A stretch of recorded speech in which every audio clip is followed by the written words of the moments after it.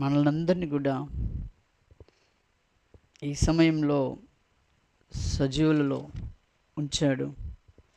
అందుకు మన దేవునికి ఎంతగానో స్తుతి స్తోత్రాలు చెల్లించవలసిన వారమై ఉంటున్నాం. దేవుని యొక్క వాక్య భాగం నుండి మనం ఆరాధన నిమిత్తమై కీర్తనలు 104వ అధ్యాయము మొదటి వచనాన్ని మనం అందరం కలిసి చదువుకుందాం. కీర్తనలు 104వ అధ్యాయము మొదటి వచనము అందరం కలిసి చదువుకుందాం. నా ప్రాణమా యెహోవాను సన్నుతించుము. యెహోవా నా దేవా, నీవు అధిక ఘనత వహించిన వాడవు. నీవు మహాత్యమును ప్రభావమును ధరించి ఉన్నావు. ప్రభు సహాయం కొరకై మనం ప్రార్థన చేసుకుందాం. ప్రేమగల తండ్రి, పరిశుద్ధుడైన మా దేవ, నీకు వందనములు చెల్లిస్తూ ఉంటున్నాం. ప్రేమించి జ్ఞాపం చేసుకొని తండ్రి వెదికి రక్షించుకొని ప్రభువా నీ సన్నిధిలో మమ్మల్ని తండ్రి నీవు సమకూర్చిన విధానం బట్టి నీకు వందనము చెల్లిస్తూ ఉంటున్నాం. తీసుకుని వచ్చిన ప్రతి బిడ్డని బట్టి నీకు వందనాలు. ఇంకా రావాల్సిన నడిపించు. నీ మహిమార్థమై ఈ యొక్క సమయమును నన్ను మమ్మల్ందరినీ మీ చేతులకు అప్పజెప్పుచుంటున్నాం. ఆ యొక్క నన్ను శిలువ చట్టం మరుగు చేసి నీ మేలైన స్వరాన్ని వినిపించేయండి. నీవే నన్ను నీ యొక్క బూరగా పనిముట్టుగా నీ దాసునిగా నన్ను నిలబెట్టుకును. నా మాటలు కావు తండ్రి, నీవే నీ మాటలే ప్రభా మాకు దయచేయవలసిందిగా నీ సన్నిధిలో ప్రార్థిస్తుంటున్నాం. మౌనమైన మాటల్లో వ్యర్థం తండ్రి, నీ మాటలలో జీవం ఉంది. జీవం కలిగిన నీ మాటలు మాకు దయచేస్తూ మమ్మల్ని ఆత్మీయంగా పోషిస్తూ నడిపించవలసిందిగా నీ సన్నిధిలో ప్రార్థిస్తూ ఈ సమయాన్ని మమ్మల్ని మీ చేతులకు అప్పచెప్చు. యేసు నామములో స్తుతించి ప్రార్థిస్తున్నాను తండ్రి, ఆమేన్.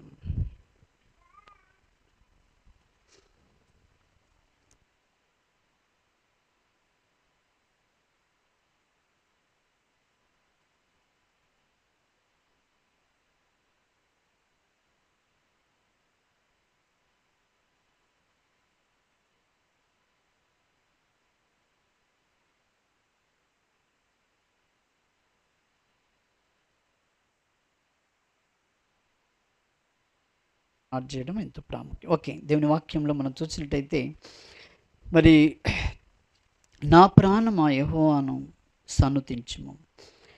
ఈ లోకంలో దేవుడు మనల్ని తన బిడ్డలుగా ఏర్పరచుకొని మనల్ని తన బిడ్డలుగా చేసుకుని ఇప్పుడు ఆయన యొక్క స్థితిని మనం ఎరిగి మనము నిజంగా దేవుడే మనల్ని కాపాడేవాడు, రక్షించేవాడు, ప్రాణంనిచ్చేవాడు, సమస్తమును ఆయనే అని మనము ఎరిగి ప్రభువును మరి ఆరాధిస్తూ ఆయన వెంబడించడం అనేది దేవునికి మనకును ఎంతో గొప్ప మరి విలువైనటువంటిది. యెషయా గ్రంథము 38వ అధ్యాయంలో మనం చూసినట్టయితే 38:19 వచనం.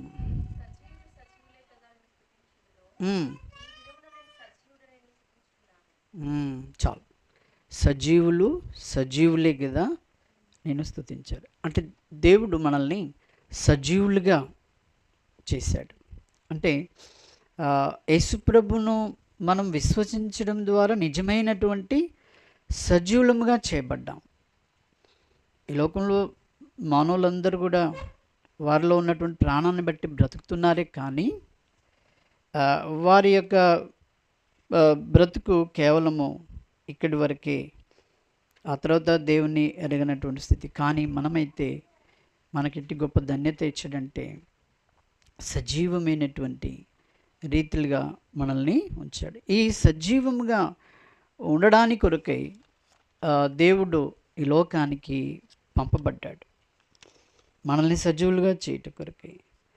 ఈ మనలో సజీవులుగా లేనప్పుడు ఈ మన జీవితాల్లో ఏముంటాయంటే చూడండి, లూకాసు వార్త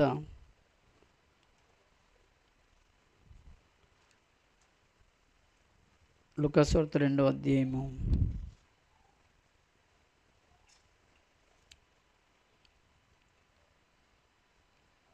29-32 కలిసి ఉన్నాయి చూడండి.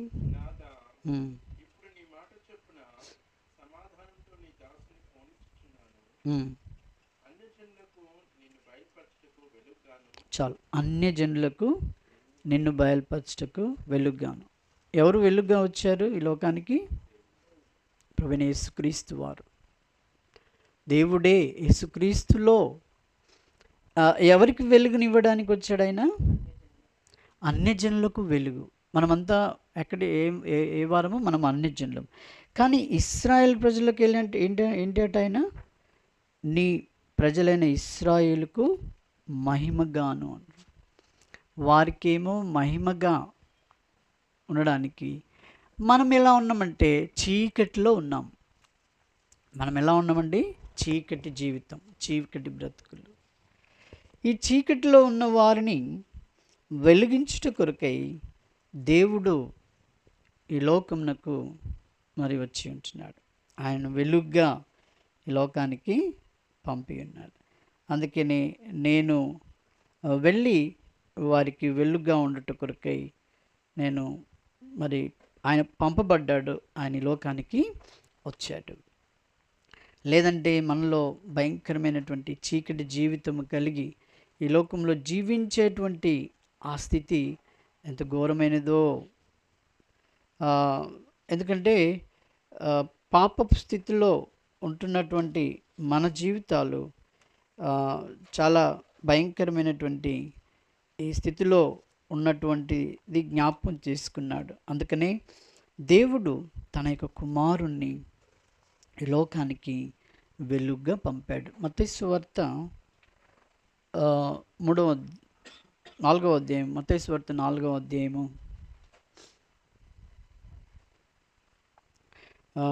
చూడండి 12-16 వచనం నుండి.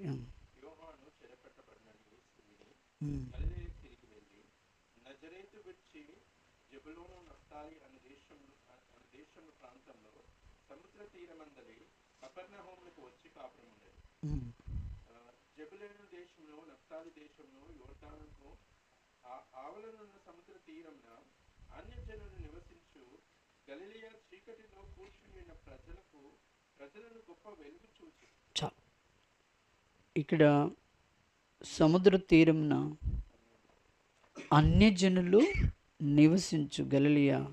ఎక్కడ ఉండేటువంటి వాళ్ళు? చీకటిలో ఉన్నారు, చీకటిలో ఉన్నారు. ఈ చీకటిలో ఉన్న వారికి ఏం కావాలండి? వెలుగు కావాలి. చీకటిలో ఉన్న వారికి వెలుగు. ఇప్పుడున్నటువంటి వెలుగు మా చిన్నతనంలో ఈ స్ట్రీట్స్లలో కానీ ఇళ్ళల్లో కూడా లేవండి. అప్పుడు అంత చీకటే. అయితే ప్రభుత్వాలను మనము ఎన్నుకున్నప్పుడు వాళ్ళు మన మీద ఆ ప్రేమతో అందరికీ లైట్స్, స్ట్రీట్లు ఇవన్నీ ఉండాలని చెప్పేసి వారికి మనకు వెలుగును ఇస్తూ వచ్చారు. మనం చీకట్లో ఉన్నామని కదా. అయితే దేవుడు కూడా తన ప్రజలు అందరూ కూడా ఎలా ఉన్నారటండి? చీకట్లో ఉన్నారు. వారి జీవితం అంతా కూడా చీకటిమయము. కాబట్టి వారికి గొప్ప వెలుగును ఇవ్వడానికి కొరకై యేసుక్రీస్తు ప్రభుని ఈ లోకంలోనికి పంపించాడు. ఎవరి కొరకు? ఎవరికి వెలుగు కావాలండి? ఇశ్రాయేల్ ప్రజలకా, అన్యజనులకా? అన్యజనులకు. ఎందుకంటే ఆయన స్పష్టంగా ఇక్కడ రాసి ఉంటున్నాడు. అదే లూకా 2లో మనం చూసాం కదా. 32లో నీ ప్రజలైన ఇశ్రాయేలుకు మహిమగాను. చాలు, ఆయన ప్రజలకేమో మహిమ ఇవ్వడానికి వచ్చారు. మనకైతే ఆయన ఏమిచ్చాడు? వెలుగును ఇచ్చుట కొరకై వచ్చాడు. వెలుగు ఇచ్చుట కొరకై. చీకటి జీవితం నుండి వెలుగులోనికి వచ్చామంటే ఎంత గొప్ప మరి ఆనందం అండి. మనం రాత్రిలో ఉంటూ ఏదో చేస్తున్న సమయంలో కరెంటు పోయిందనుకోండి, ఏదో చాలా ఇంట్రెస్ట్గా చేస్తున్న సమయంలో కరెంట్ పోతే మనకు ఎలా ఉంటుంది? మరి కోపంగా ఉంటుంది, ఆ తర్వాత బాధగా ఉంటుంది, ఇట్లా వస్తుంది. ఎప్పుడైతే కరెంట్ వచ్చేసిందో మళ్ళీ మనకు ఎలా ఉంటుందండి, గొప్ప మరి సంతోషం ఉంటూ ఉంటుంది అన్నట్టు. అలాగే మరి ఇక్కడ ఏమంటాడంటే, నా ప్రాణము యెహోవాను సనుతించుము, యెహోవా నా దేవా నీవు అధిక ఘనత వహించిన వాడు. ఎందుకంటే ఆయన ఈ యొక్క ఘనతను వహించినాడు. ఏంటంటే నీకు నాకు చీకట్లో ఉన్న నిన్ను నన్ను వెలిగించుట కొరకై ఆయన వెలుగ్గా ఈ లోకానికి వచ్చాడు. యేసుక్రీస్తులో ఏముందండి, వెలుగు. ఆయన వెలుగై ఉన్నాడు ఈ లోకానికి. చూడండి యెషయా గ్రంథము 9వ అధ్యాయము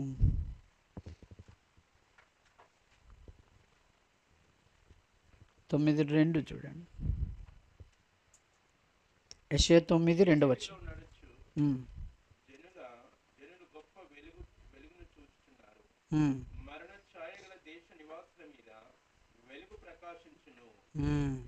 సరే.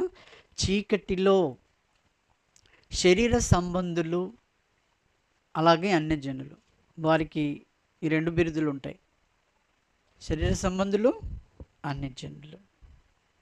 వీరు ఎక్కడున్నారట? ఇప్పటికీ మనం చూస్తుంటే చీకటిలో నడుస్తూ ఉన్నారు, చీకటిలోనే జీవిస్తూ ఉంటున్నారు. చీకటిలో ఏముంటాయి అనేది మనకు తెలుసు కదా. చీకటిలో ఏముంటాయి? చీకటిలో ఏముంటాయండి? ఒకళ్ళు మీకు తెలుసు, పాపం ఉంటుంది. ఓకే, ఇంకా ఏముంటాయి? ఎఫెసీయులకు రాసిన పత్రికలో మనం చూస్తూ ఉంటాం, పాట రూపంగా మనం పాడుతూ ఉంటాం. ఎఫెసీయులకు రాసిన పత్రిక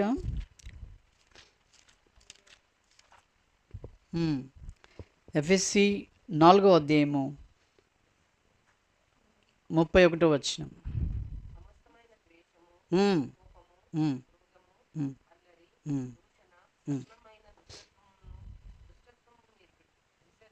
చాలు. ఇక్కడ ఏముంటుందండి, మన చీకట్లో ఏమున్నాయండి?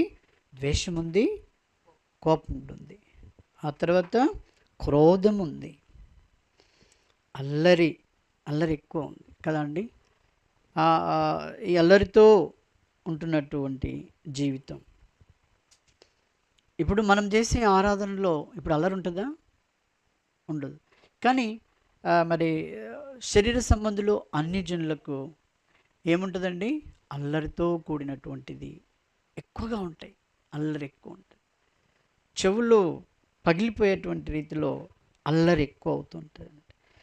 ఆ అల్లరి నుండి కూడా అల్లరి కూడా చీకటే. మనం అల్లరి వారంగా ఉన్నట్టయితే చీకటి.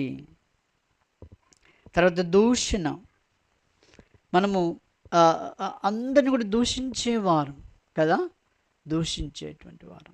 ఒక భక్తుడు దేవుని వాక్యం చెప్పేటప్పుడు ప్రసంగ వేదికపై వెళ్తున్నప్పుడు ఒక ఆయన మరి గడ్డం వేసుకొని ఆ తర్వాత మామూలు గుడ్డలతో ఒక దగ్గర కూర్చుంటూ చూచి ఈ ప్రసంగికుడు ఏం చేశాడంటే, ఆయన వెళ్తున్నప్పుడు వెంటనే ఆయన కనబడగానే ఆయనకు ప్రైజ్ లార్డ్ చెప్పి సెకండ్ ఇచ్చి వెళ్ళిపోయాడట.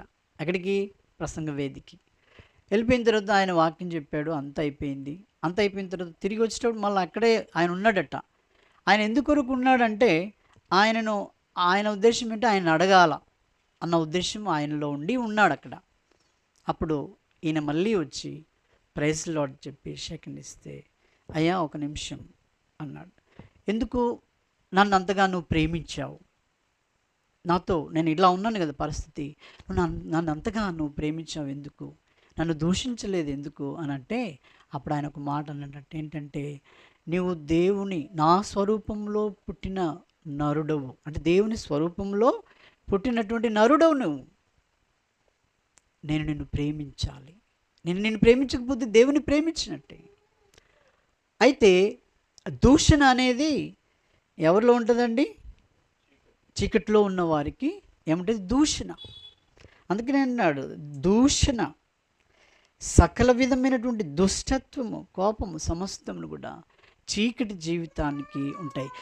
ఈ యొక్క వచనంలో ఉన్నటువంటి స్వభావాలు మనలో ఉన్నట్టయితే మనకి ఏమాత్రం కూడా విశ్రాంతి ఉండదండి, నెమ్మది ఉండదు, శాంతి ఉండదు. అర్థమైందా? అసలే ఉండదు.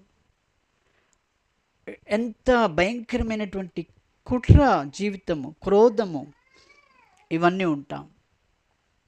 మొన్నటి దినం పేపర్లో చదివాను, ఒక ఆయన ఏం చేశాడంటే, చీకటి జీవితం కాబట్టి అన్నను డబ్బుల కొరకై చంపేస్తాడు. డబ్బుల కొరకు, డబ్బులు.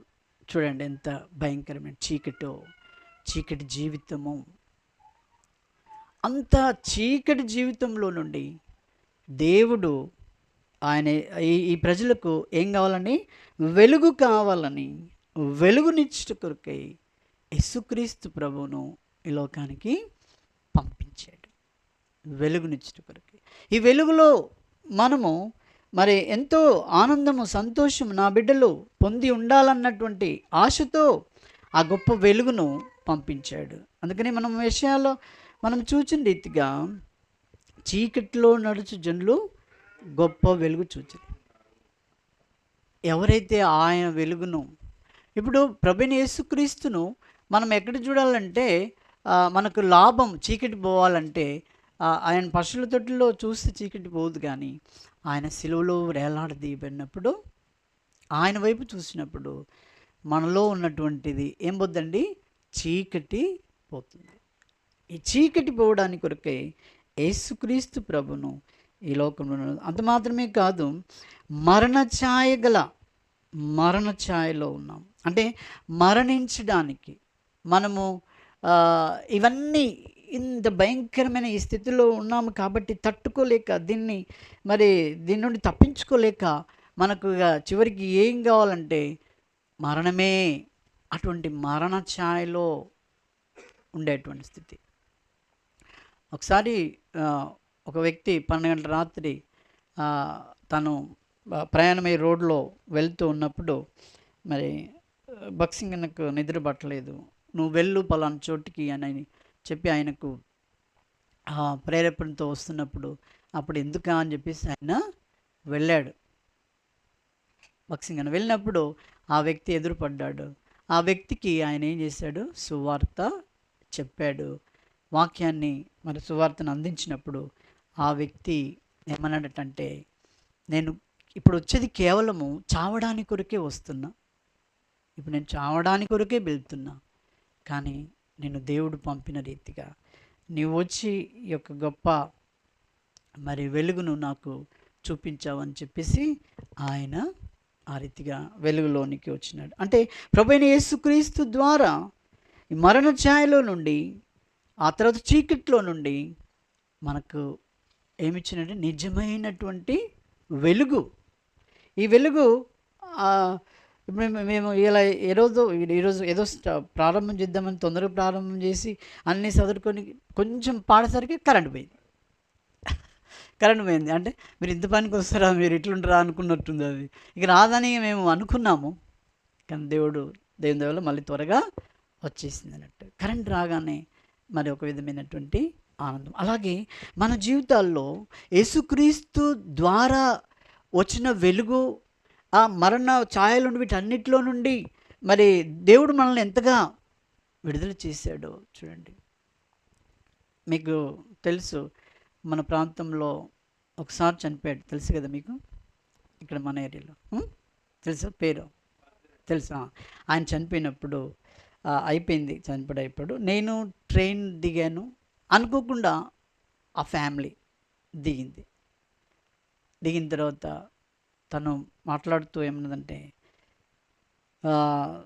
ధైర్యంగా ఉండాలండి అని నేను చెప్తున్నప్పుడు ఉండలేకపోతున్నామండి. ఆలోచనలు, తలంపులు, లేకపోతే ఆయన జ్ఞాపకాలతో నేను ఉండలేకపోతున్నా అని చెప్తూ వచ్చింది.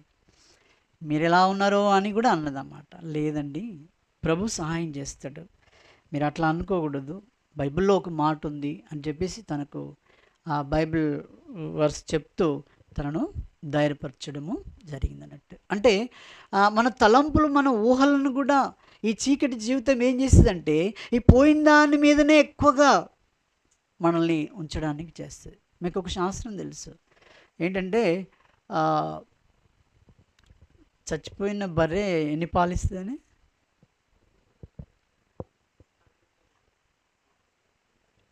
కుండ నిండా పాలు ఇచ్చిందట. అంతేనా? కరెక్టేనా? దాని గురించి చచ్చిపోయింది పాలు తక్కువైపోయింది. దీని నుంచి ఆలోచన. ఇట్లా ఏ ఏ విషయాల్లో మనం ఎక్కడెక్కడైతే కోల్పోయామో వాటన్నిటినీ గుర్తు చేస్తూ నిన్ను మరి అధోగతి పాలు చేసేటువంటి చీకటి జీవితం. ఎంత అద్భుతం అండి ప్రభు మనల్ని రక్షించుకున్నటువంటి స్థితి. మనలో ఉన్నటువంటి చీకటిని, మనలో ఉన్న మరణ ఛాయ నుండి మనల్ని విడిపించాడంటే, మనకు వెలుగుగా ఉండి మనకు తోడుగా ఉంటున్నాడంటే, అది ఎంతగా మనము ధ్యానం చేసినా మరి సరిపోదు. అందుకని లూకాసు వార్తలోనే మనం చేయవలసిన పని ఏంటంటే, ఇప్పుడు ప్రభువును ఆరాధించే మనం చేయవలసినటువంటి పని ఏంటంటే,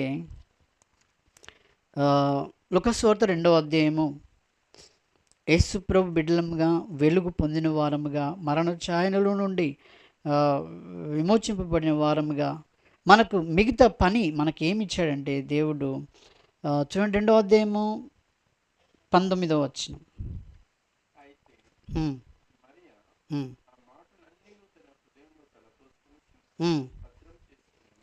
చాలు.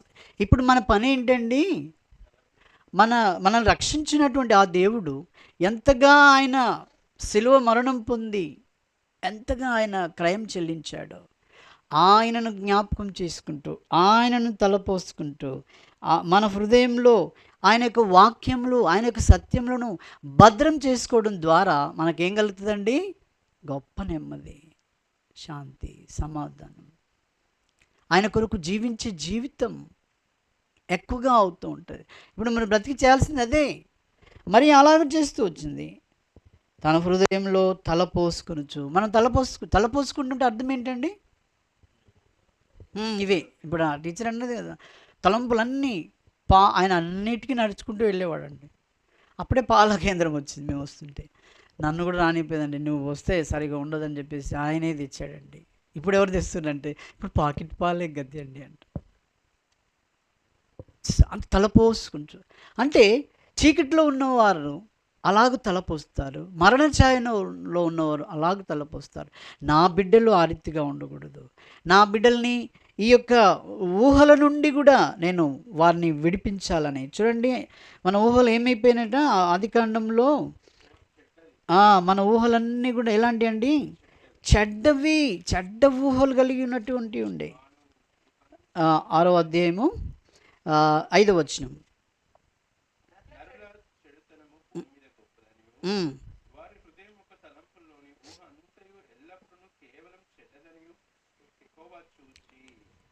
మన హృదయంలో ఉన్నటువంటి తలంపులు చెడ్డవని ఎవరు చూస్తారండి?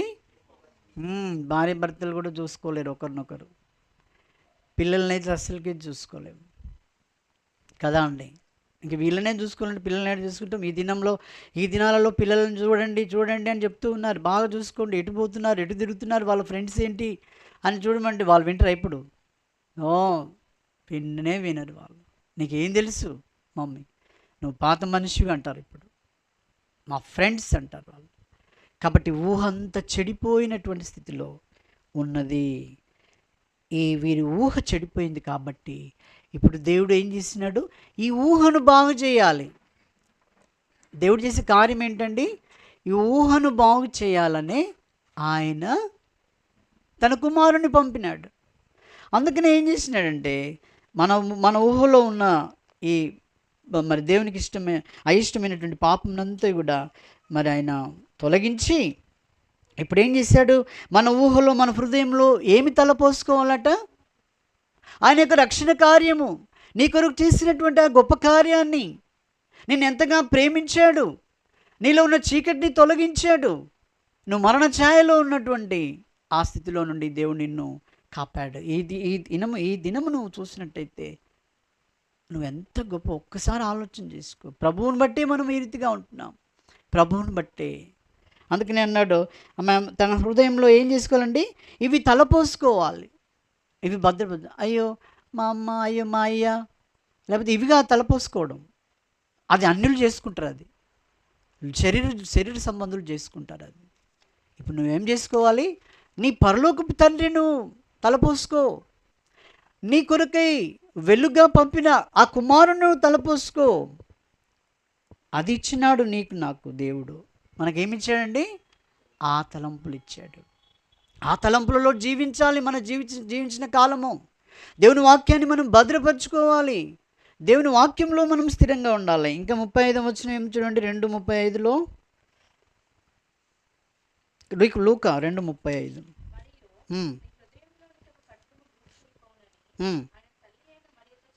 చా నీ హృదయంలోనికి ఒక ఖడ్గము దూసుకొని పోతుంది. అర్థమైందా? అంటే ఏంటి? ఆమెకు ఎక్కలేనటువంటి బాధ.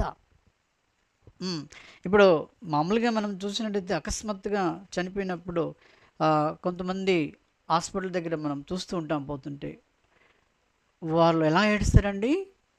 అసలు కింద బండి కొట్టుకొని లబోదీపమంటూ ఓ ఏడుస్తారు. వాళ్ళు ఏడిస్తే మనం బ్రతాడు ఆయన? బ్రతకడు.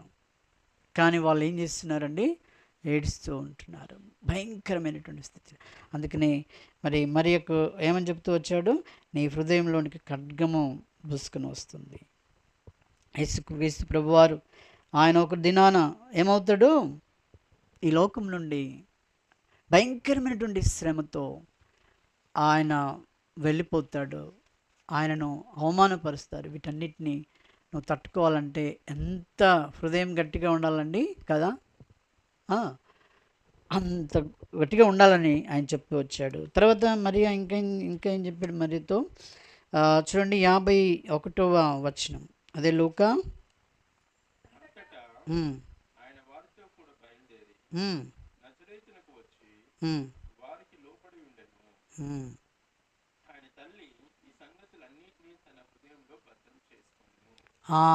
ఆమెకు తల్లి ఏం చేస్తుందండి? హృదయంలో భద్రం చేసుకుంటుంది.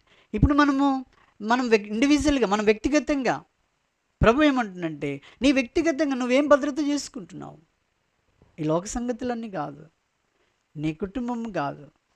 నీ కుటుంబంలో వాళ్ళు చేసిన దానికంటే కూడా ఎక్కువగా దేవుడు చేశాడు కాబట్టి ఆయననే ఎక్కువగా మనము ఏం చేయాలండి?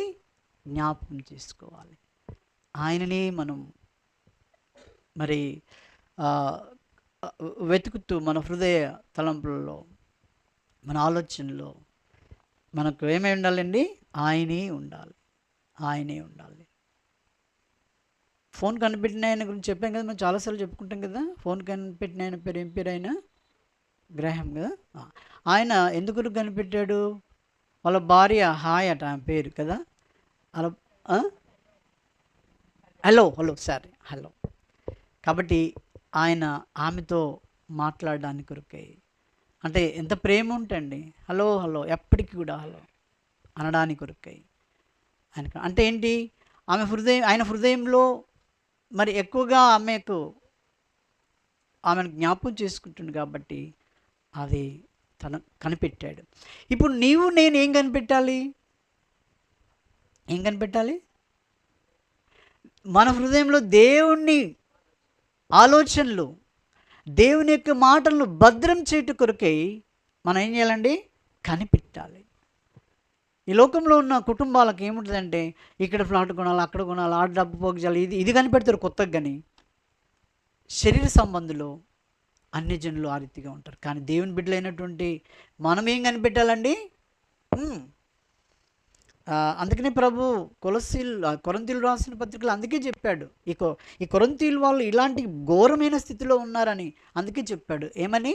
భార్యలు కలిగిన వారును లేనట్టును, కొన్నది తమది కానట్టును. ఎందుకు చెప్పాడంటే, వద్దు నాయన ఇట్లా దేవుని వాక్యం, దేవుని మీరు గుర్తుపెట్టుకోండి అంటే ఈయనను ఎక్కడ వెళ్ళగొడతాడు అని చెప్పేసి ఇండైరెక్ట్గా ఆయన చెప్తూ వచ్చాడు. మేము ఫ్యామిలీ మీటింగ్స్కి వెళ్ళినప్పుడు చిన్నపిల్లలకు కూడా ఒక ఏజ్ వచ్చేంత వరకు కూడా ఈ భౌతికమైనటువంటి వారి యొక్క శరీరాలు ఎదుగుతున్నప్పుడు పిల్లలకు కూడా మీరు ఇవన్నీ వాళ్ళకు ముందు నుండే చెప్పాలండి, అప్పుడు వాళ్ళు జాగ్రత్తగా ఉంటారని చెప్పాడు. ఈ మధ్యకాలంలో స్కూళ్ళల్లో కూడా అలాంటి టీచింగ్ వచ్చిందని విన్నాను. సరే, వాళ్ళు ఏమంటే మీరు కూడా చెప్పట్లేదు అని అంటారు. ఎవరు? మన మాకు కుటుంబంగా చెప్పినటువంటి వాళ్ళు పెద్దవాళ్ళు. అంటే నేనేం ఆలోచించాలంటే ఆలోచించానంటే ఇప్పుడు ఈ ఈ రీతిగా బోధించాలి కొన్ని విషయాలని మీరు చెప్పారు కదా, ఆడపిల్లలకు కానీ మగపిల్లలకు కానీ. మేము అలాగ బోధిస్తే మమ్మల్ని నిలగొడతారు. మీరు టీచర్లు స్కూళ్ళల్లో బోధిస్తే ఏం కాదు, కానీ మేము బోధించినవనుకో వాళ్ళు ఏమంటారండి, ఆయన ఇదే బోధ ఉందండి, ఈయన దాన్ని బదనాం చేస్తారు, రకరకాలుగా మాట్లాడతారు. అది వాళ్ళు చేయాలి. అందుకనే దేవుని బిడ్డలముగా మనం ఈ లోకంలో మన హృదయంలో ఏమి తలపోసుకోవాలి? ఆయన యొక్క వాక్యము, ఆయన యొక్క సన్నిధిని, ఆయన యొక్క ప్రసన్నత, ఆయనను మనం తలపోసుకుంటూ ఉండాలా. ఇది ఎవరు కనిపెట్టుకోవాలి చెప్పండి? ఇప్పుడు మన హృదయంలో, నా హృదయంలో ఆయన గురించి, ఆయన తలంపులు, ఆయన ఆలోచనలు, ఆయననే ధ్యానం చేసుకోవాలి, ఆయన యందు విశ్వాసం ఉంచుకోవాలని చెప్పి ఎవరు కనిపెట్టుకోవాలి ఇది? ఇప్పుడు ఆయన ఫోన్ కనిపెట్టాడు కదా, హలో ఆమె కొరకు ఎప్పటికీ ఎక్కడున్నా మాట్లాడడానికి. ఇప్పుడు మనం ఏమి కనిపెట్టుకోవాలి చెప్పండి? మరియా ఎలాగో దేవుని యొక్క వాక్యాన్ని భద్రపరుచుకుందో వ్యక్తిగతంగా నీవు నేను చేయాలండి. అది ఈ భద్రపరుచుకునేది భర్త గారు ఇట్లా భద్రపరచుకోవాలని అడిగి చేసేది కాదు. అది భార్య గారు ఇది నేను చేయాలని అడిగి చేసేది కాదు. నీ ఇండివిజువల్గా, నీ వ్యక్తిగతంగా ప్రభువును ఘనపరచుట కొరకై నీ హృదయ ఆలోచన అంతా కూడా ఆయన కొరకు సిద్ధంగా ఉండడానికి కొరకై, ఆయన ఆరాధించే హృదయంగా, ఆయన ఘనపరిచే హృదయంగా ఉండడానికి కొరకై మనం ఏం చేస్తూ రావాలి? మన హృదయంలో మనమే ప్రత్యేకపరచుకొని ఏర్పరచుకొని అది కనిపెట్టుకోవాలి.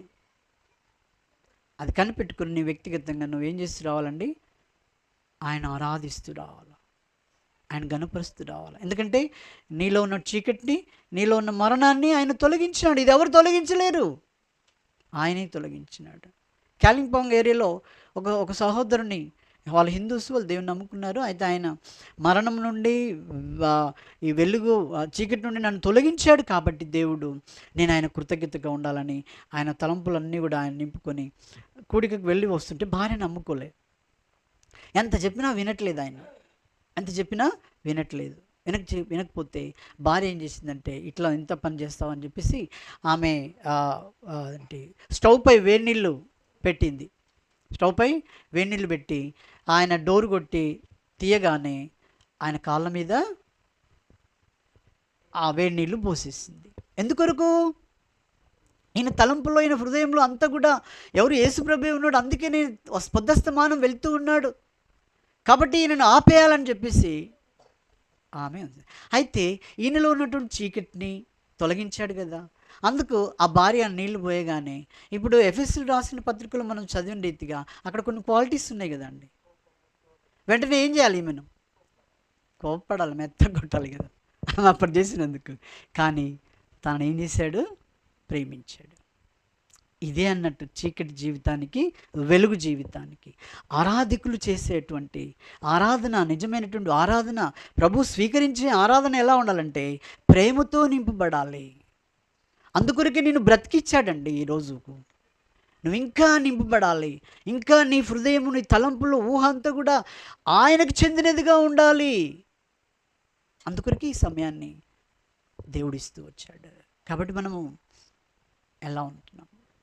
మనం ఆరాధించే ప్రభువు ఆయన ఎంత గొప్ప కార్యాన్ని చేసినాడు. అందుకే ఈ మాట చదువుకొని ప్రభువును ఆరాధనలోకి వెళ్దాం. చూడండి, అదే 104వ కీర్తనలో చూసాం కదా. అందరం కలిసి చదువుకొని ప్రభును మరి ఆరాధించుకుందాం. 104 మొదటి వచనం చదవండి. నా ప్రాణమా యెహోవాను సన్నుతించును.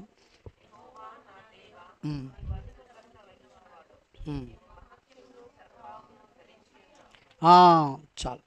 అంతటి గొప్ప దేవుడు నిన్ను నన్ను రక్షించుట కొరకై, నిన్ను నన్ను ప్రేమించి లోకానికి వచ్చినాడు. ఎంత గొప్ప కార్యం చేశాడండి చూడండి. నీలో ఉన్నటువంటి చీకట్లు తొలగించాడు. ఎంత ధన్యత! నీలో ఉన్నటువంటి మరణ తలంపులు, మరణ భయము, మరణం నుండి తొలగించాడు.